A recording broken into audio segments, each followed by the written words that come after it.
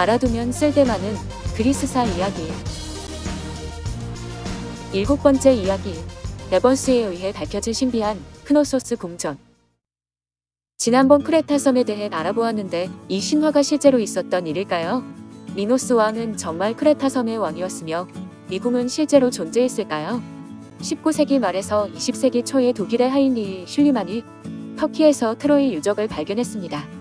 전 세계의 고고학자들은 이 위대한 발견에 흥분했는데 영국의 고고학자 아서 에번스 경도 그중 한 명이었습니다.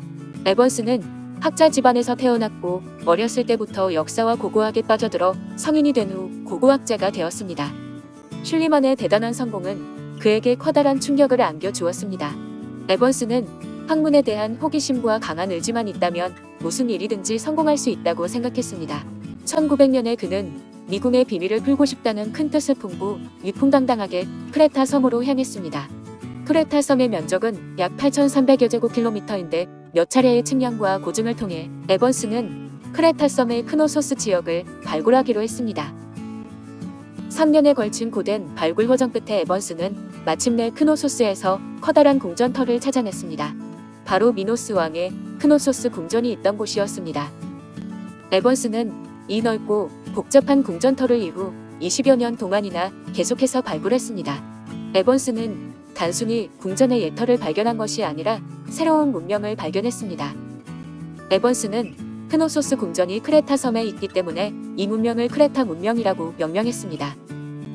기원전 3000년경 크레타 섬을 중심으로 에게해 일대에는 고도로 발달한 청동기 문명이 있었습니다.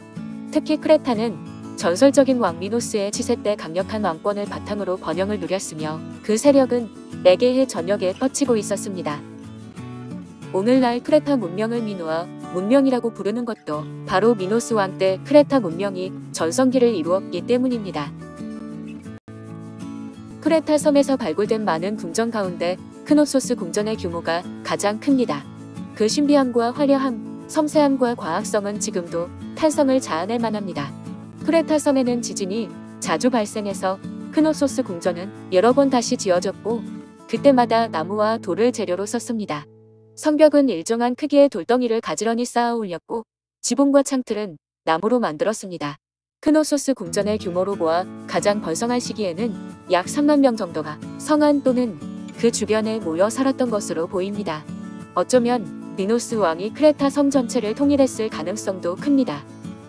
크레타 문명 말기에 접어들면서 크노소스 궁전은 섬 전체 정치 경제의 중심이 되었습니다.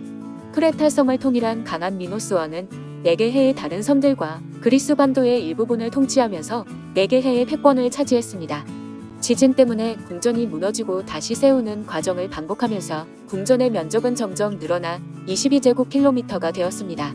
크고 작은 방이 1,500여 개나 있었고 동궁, 서궁, 회의실, 양날도끼의 방, 왕비의 침실, 서재, 저장실, 창고 등이 있었습니다. 전체 궁전은 길이가 약 60m, 너비가 약 30m인 직사각형의 중앙정원을 사이에 두고 동궁과 서궁으로 나뉘었습니다. 궁전은 전체적으로 상당히 정교하고 체계적으로 구성되었습니다. 서궁은 왕이 정치 업무를 보거나 신에게 제사를 지내는 방, 양식 저장실, 창고 등이 있고 동궁은 주로 왕위 가족이 사는 곳이었습니다. 화려한 동궁과 서궁은 크기와 높이가 서로 다른 여러 개의 기다란 복도, 로비, 계단으로 연결되어 있습니다. 복도는 구불구불 복잡하게 엮이고 여러 갈래의 길이 있었습니다. 미궁이라고 불렸던 만큼 궁전의 침실들도 복잡하게 배치되어서 방향을 잃기 쉬웠습니다. 궁전의 방들은 대부분 2층 또는 3층에 있었고 방마다 채광을 위한 천장이 있었습니다. 그 아래층에는 많은 저장실을 두었는데 발굴 당시에 그곳은 크고 작은 도자기와 항아리들로 가득 차 있었습니다. 그 중에서 큰 것은 1.8m나 되어 사람의 키와 맞먹었습니다. 각 도자기와 항아리 안에는 곡식, 기름, 술 등이 저장되어 있었습니다. 저장실 바닥에는 석판이 깔려 있고 그 아래에는 토굴이 숨겨져 있었습니다. 토굴은 왕실의 보물 창고였는데 에번스가 이곳을 발굴했을 때에는 이미 많은 황금과 보석이 약탈당한 후였습니다. 궁전의 많은 방 가운데 가장 유명한 것이 바로 왕좌실입니다. 이 방은 서궁에 있고 옆뒤로 전실과 후실로 나뉩니다. 후실은 바닥에 커다란 석판이 깔려 있고 그 위에 돌로 만든 왕의 의자만 덩그러니 놓여 있습니다. 그 밖에 별다른 물건은 없습니다. 의자는 등받이가 순백색 석고로 만들어졌고 테두리는 파도 모양으로 장식되어 있습니다. 바닥은 붉은색이고 벽의 머리는 메이고 몸은 사자인 괴물 2마리가 그려져 있습니다. 처음 이곳을 발견했을 때 에번스는 욕실로 생각했으나 배수 설비가 없었습니다. 그래서 에번스는 다시 이곳을 왕위 정치와 관련된 일을 한 곳이라고 추측했습니다. 그러나 사실 추측을 뒷받침할 마땅한 근거는 없는데 이 방의 진짜 용도는 무엇인지에 대한 물음은 오랫동안 풀리지 않고 있는 의문입니다. 동궁은 커다란 계단으로 중앙 정원과 연결되어 있습니다. 하얀 대리석을 쌓아 올려서 만든 계단은 전부 5개가 있었는데 지금은 3개만 남아 있습니다. 왕은 하루 일과가 끝나면 이 계단을 이용해 중앙 정원으로 갔습니다. 그리고 중앙 정원을 지나 연결된 복도를 따라가면 서궁에 있는 침실로 이어졌습니다. 이 커다란 계단의 아래에도 방이 하나 있었는데 바로 양날 도끼의 방입니다. 방 안에 양날의 도끼가 걸려 있어서 이렇게 불립니다. 이 방벽에는 숫자 8 모양으로 만들어진 방패가 걸려 있었는데 종교적인 의미가 있는 것으로 보입니다. 양날 도끼의 강력군 왕비의 침실이었는데 그 방벽에는 돌고래와 다양한 바다 생물이 그려져 있습니다. 바닷속에서 쾌활하게 뛰노는 돌고래들의 그림은 선이 무척 정교하며 색채가 아름답고 생동감이 넘칩니다. 왕비 침실 옆에 붙어있는 작은 방에는 뜨거운 물과 차가운 물이 나오는 욕실과 화장실이 있습니다. 바닥에는 도자기로 만든 배수관이 깔려있고 설비는 상당히 과학적이고 정교해서 오늘날 사람들이 봐도 완벽하고 아름답습니다. 왕비의 침실 외에도 궁전 바닥 전체에 거대한 배수관이 깔려 있었습니다. 빗물과 궁전에서 사용한 생활 오수는 커다란 수조에 모였다가 도자기로 만든 배수관을 통해 밖으로 배출되었습니다. 이 도자기 배수관은 무척 커서 그 안에 사람이 한 명 들어가 앉아 있을 수도 있습니다. 크노소스 궁전의 모든 방과 복도의 벽에는 매우 화려한 그림이 그려져 있습니다. 벽화의 내용은 일상생활, 종교, 명절과 자연 풍경에 관한 것입니다. 지금 우리가 그 옛날 크레타 섬 사람들의 생활에 대해 알고 있는 모든 정보는 바로 이 벽화들에서 얻어낸 것입니다. 3000여 년의 역사를 거친 벽화지만 발굴되었을 때 마치 방금 그려낸 그림처럼 색이 무척 선명했습니다. 종교의식, 여행, 왁자지껄한 거리 풍경, 활발한 청년들, 즐거워하는 소녀, 인자한 노인들 등 등장하는 각종 인물도 모두 살아있는데 정교하게 그려졌습니다. 벽화에 등장하는 많은 인물 중에는 기부인, 사지, 궁녀, 병을 든 사람 등이 있습니다. 기부인들은 화려하고 기다란 치마를 입고서 한가로이 이야기를 나눕니다. 사제는 억숙하게 신을 위해서 제사를 올리고 그의 옆에는 제사에 쓰이는 물건들이 가지런히 놓여 있습니다. 궁전에 그려진 수많은 벽화 중에서 오늘날 가장 유명한 것은 바로 파리지엔느입니다. 이 벽화에 등장하는 여성들의 크게 뜬 눈, 부글거리는 머리칼, 풍만한 가슴에 푸른색 옷을 입은 모습은 아주 세련되었습니다. 발굴팀 중 한 명인 프랑스인이 이 벽화를 보자마자 마치 파리에서 방금 온 여인 같다고 감탄해서 파리지엔느라는 이름을 얻었습니다. 또 다른 유명한 그림은 왕이나 왕자를 그린 것으로 추측되는데 아름다운 인간의 신체를 그린 작품입니다. 그림의 주인공은 밑옷을 입지 않고 허리에만 짧은 치마를 둘러서 입고 있습니다. 이 남자는 머리에 백합으로 만든 왕관을 쓰고 있어서 백합왕자라는 이름을 얻었습니다. 그의 왕관 위에는 다양한 새가 앉아 있고 그의 목에는 목걸이가 2줄 걸려 있습니다. 손목에는 팔찌를 차고 한 손은 물건을 쥐었으며 다른 한 손으로는 자신의 검은 머리칼을 잡고 있습니다. 그의 모습은 마치 조용한 정원의 꽃밭을 사뿐사뿐 발길 닿는 대로 자유롭게 걷는 것처럼 보입니다. 또 궁전의 벽화에는 옷을 입지 않은 하인이 많은데 그들은 왕실 가족에게 바쳐진 선물이거나 다른 나라에서 잡아온 노예일 것입니다. 그리고 벽화에 등장하는 많은 인물은 몸은 옆모습이어도 눈과 어깨는 정면을 향해 있습니다. 그들은 거의 모두 검은 눈, 검은 머리카락이고 어깨가 넓으며 허리는 가늡니다. 벽화에 묘사된 이 모습은 후세의 그리스인들과는 사뭇 다르고 오히려 고대 이집트의 유화와 비슷합니다. 벽화에는 대부분 소가 등장합니다. 당시 크레타 섬에서는 소를 환하게 해놓고 가까이 다가가서 재빨리 소의 뿔을 잡아주고 날쌔게 소 등에 올라탔다가 다시 땅에 내려서는 운동이 유행했습니다. 오늘날의 투우를 연상케 하는 이 운동은 종교적인 활동과 관계가 있을 것으로 보입니다. 크레타 문명에서 황소는 숭배받는 동물로서 미노스 왕이 종교 활동에 참여할 때에는 언제나 소의 가면을 썼습니다. 게다가 크노소스 궁전은 내부가 미로같이 아주 복잡해서 미궁으로 불리기도 하는데, 그렇다면 신화 속의 미노타우로스는 사실 미노스 왕이 아니었을까요? 크노소스 궁전 유적지에서는 넓은 점토판이 많이 발견되었습니다.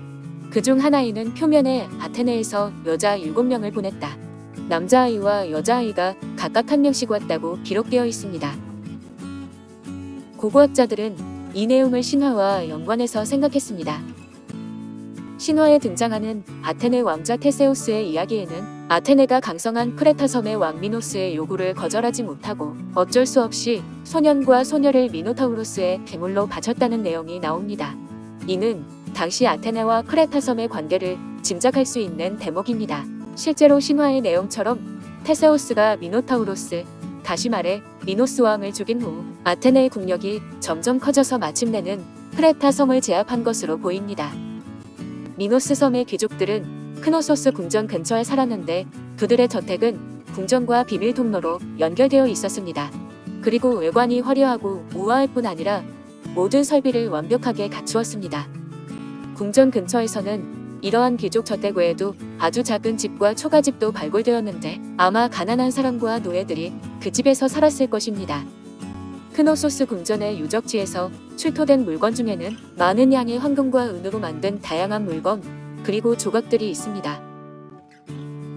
그 중에서 뱀을 쥐고 있는 여신상이 가장 많은 주목을 받았는데, 그녀는 머리에 보석으로 된 왕관을 쓰고 아래가 넓게 퍼지는 기다란 치마를 입고 있습니다. 상체는 아무것도 입지 않아서 가슴이 다 드러나 있습니다. 그리고 두 손에 뱀을 쥐고 있어서 벽화에 등장하는 다른 여성들보다 유난히 눈에 띕니다. 에번스는 자신이 발굴한 이 어마어마한 규모의 아름다운 궁전과 다른 건축물들이 미노스 왕과 그 가족이 사는 곳이라고 생각했습니다. 그러나 그와 다르게 생각하는 학자도 있는데, 그들은 이곳이 궁전이 아니라 왕의 무덤일 것이라고 보았습니다. 그리고 지하 토굴에 있는 많은 도자기와 항아리를 양식을 저장하는 것이 아니라 사실은 유골을 담은 것이라고 믿었습니다. 또 벽화는 죽은 왕이 지하 세계에서 생활하는 모습이라고 주장했습니다. 이들의 주장에는 몇 가지 근거가 있는데, 첫째, 이 궁전은 탁 트인 곳에 세워져서 공격을 막기 어렵습니다. 셋이, 궁전을 지을 때 탁 트인 곳을 선택하는 경우는 드문데 크노소스 궁전은 서방에 성벽이 없고 적이 가까이 오는지 감시하는 높은 탑도 없었습니다. 왕이 머무르는 곳치고는 방어 시설이 너무 없습니다. 둘째, 크노소스 궁전은 물을 얻을 수 있는 곳에서 너무 멀었습니다. 여기에 사람이 살았다면 매일 필요한 많은 양의 물을 멀리서 길어와야 하는데 도구가 그리 발달하지 않은 당시에는 매우 힘든 일이었을 것입니다. 또 궁전에 있는 대부분의 방이 모두 습하고 햇볕이 들지 않습니다. 셋째, 정말 왕이 살았던 궁전이라면 주방이나 마구간 등의 시설이 없다는 점도 이상합니다. 그리고 주변에 있는 귀족들의 저택은 아주 화려한데 궁전의 방들은 모두 작고 천장도 무척 낮습니다. 이처럼 크노소스 궁전이 죽은 왕의 무덤이라는 주장은 상당히 설득력이 있습니다. 그러나 궁전 유적지에서는 이 주장을 가장 확실하게 뒷받침할 장례, 묘골과 관련한 어떠한 증거도 발견되지 않았습니다. 그리고 왕의 궁전에 방어시설을 전혀 두지 않은 데에는 다른 이유가 있었을 수도 있는데, 예를 들어 당시 크레타 섬의 강한 해군이 외부의 침입을 막아내어 궁전 주위에 성벽을 세울 필요가 없었을지도 모릅니다. 즉, 해군이 가장 효과적이고 안전한 성벽 역할을 대신했을 것입니다. 실제로 군사력이 강했던 스파르타도 궁전을 탁 트인 곳에 세웠고 별도의 방어시설을 갖추지 않았습니다. 궁전설과 묘지설 모두 각각 설득력이 있지만 아직은 근거가 부족해 모두 추측일 뿐이고 크노소스 궁전의 많은 수수께끼는 여전히 풀리지 않고 있습니다. 오늘날 우리가 크노소스 궁전의 구조에 대해서 알고 있는 모든 정보는 에번스가 천재적인 상상력으로 복원해낸 것입니다. 그는 쓰러져 있는 기둥, 깨진 벽화와 돌의 잔재 등을 근거로 궁전이 과거에 어떤 모습이었을지 정확하게 복원해냈습니다. 그러나 복원 과정에서 에번스는 시멘트나 철근 같은 현대의 건축 재료를 많이 사용했습니다. 이 일은 다른 고고학자의 비난을 받았지만 사실 과거와 같이 오로지 나무만 이용해서 복원하는 것은 현실적으로 불가능했습니다. 습기가 많은 크레타 섬의 나무는 쉽게 물러지거나 썩었기 때문에 궁전을 지을 만큼 튼튼한 나무를 대량으로 구하는 것도 어려웠을 것입니다. 많은 비판을 받기도 했지만 어쨌든 에번스가 귀중한 유산을 발굴했다는 점은 의심할 여지가 없습니다. 8번째 이야기, 크레타 문명의 실체와 멸망으로 이어집니다.